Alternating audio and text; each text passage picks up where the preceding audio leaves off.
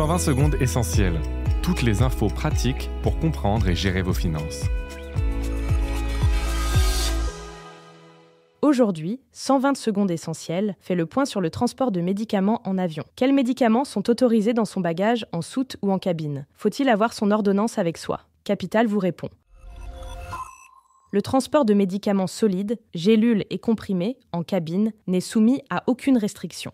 Prudence tout de même, des substances médicamenteuses peuvent être apparentées à des stupéfiants par certains pays. Au Moyen-Orient, par exemple, la codéine est proscrite. Vérifiez sur le site de l'ambassade ou de votre compagnie aérienne.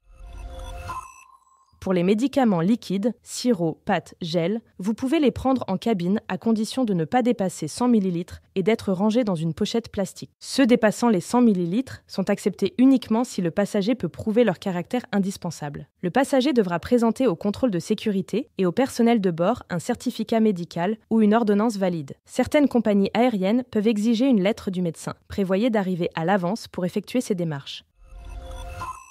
Vous pouvez aussi mettre vos médicaments en soute après avoir vérifié qu'ils soient autorisés dans le pays d'accueil. En avion, certains équipements médicaux sont interdits, notamment ceux utilisant des piles, des batteries au lithium ou de l'oxygène liquide. Les fauteuils roulants électriques seront mis en soute, comme les thermomètres à mercure. Attention aussi aux seringues ou à l'insuline si vous êtes diabétique.